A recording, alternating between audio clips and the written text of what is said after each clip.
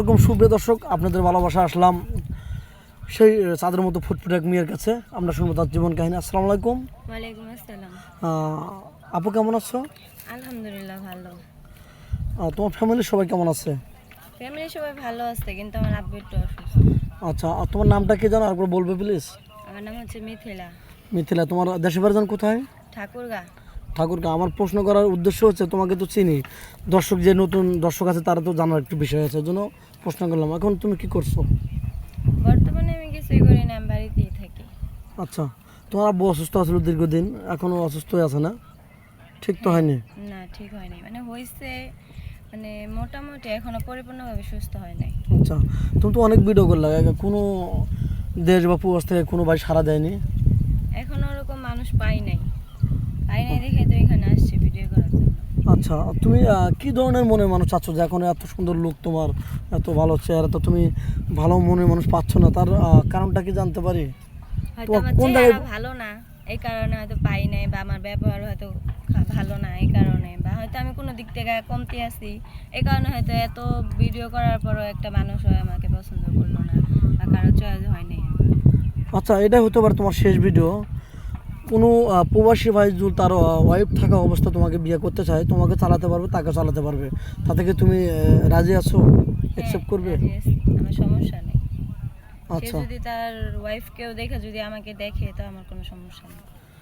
কোনো প্রবাসী ভাই যদি তোমাকে বিয়ে করে বাংলাদেশে রেখে যায়, তুমি কি ওর পরকে লিপ্ত হবা? না, জীবনও না। যেহেতু আমার এই বিপদের টাইমে উনি আমার পাশে থাকবে, তাহলে ওনাকে কেন আমি পরবর্তীতে ছেড়ে দিব। আচ্ছা, তুমি পড়াশোনা কতটুকু করেছো? এসএসসি পাস করছি। এসেছে, বাস করছো না? তুমি তো মুসলমান, জি, নামাজ কালাম তো পড়া হয়। অবশ্যই। আচ্ছা, তোমার কি যৌথ ফ্যামিলি ভালো লাগে না সিঙ্গেল ফ্যামিলি ভালো আমার লাগে? যেহেতু ফ্যামিলি ভালো লাগে, মানে আল্লাহ পাক যেটা কপালে রাখছে সেটাই তো হবে, তাই না? তা তো অবশ্যই।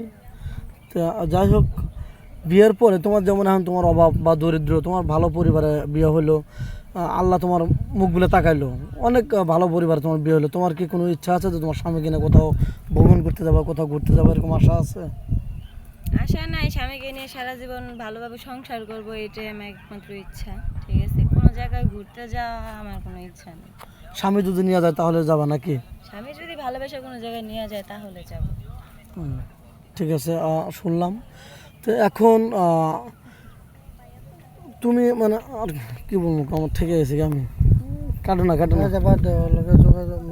আচ্ছা, তোমার সাথে যোগাযোগ। আচ্ছা, এই ভিডিও দেশ বা বিদেশ থেকে সবাই দেখছে, এই ভিডিওটা পাবলিক হচ্ছে, তোমার সাথে যোগাযোগ করবো কীভাবে? তোমার ফোন নাম্বারটা দিয়ে দাও। ভাই, আমার তো ফোন নাই, আমার বাবা অসুস্থ থাকার কারণে ফোনটা আমি তখন বিক্রি করে দিছি, এই ও, কারণে আমার কাছে কোনো ফোন নাই। দর্শক বন্ধু, আপনারা শুনতে পারলেন, মেয়েটা কোনো ফোন নাই, মেয়েটা অনেক দরিদ্র, না হলে আমাদের ক্যামেরার সামনে আসতো না। যদি তার টাকা পয়সা থাকতো তাহলে ভালো একটা পরিবারের বিয়ে হতো তার। তো যে প্রতিটা মানুষের জীবনে স্বপ্ন থাকে, হয়তো মেয়েটারও জীবনের স্বপ্ন ছিল, কিন্তু এ পর্যন্ত পূরণ হচ্ছে না। তো আমি আশাবাদী যে এই ভিডিও আর শেষ ভিডিও যেন হয়, আমিও দোয়া করি। তো আমাদের ইউটিউব চ্যানেল কর্তৃপক্ষের নাম্বার দেওয়া থাকবে স্ক্রিনে। কেউ ভিডিও কল দেবেন না, অডিও কল দেবেন। ভিডিও কল দিলে ব্লক করতে বাধ্য হবো। ভালো থাকবেন, সুস্থ থাকবেন, এটাই কামনা করি। আল্লাহ হাফিজ। আর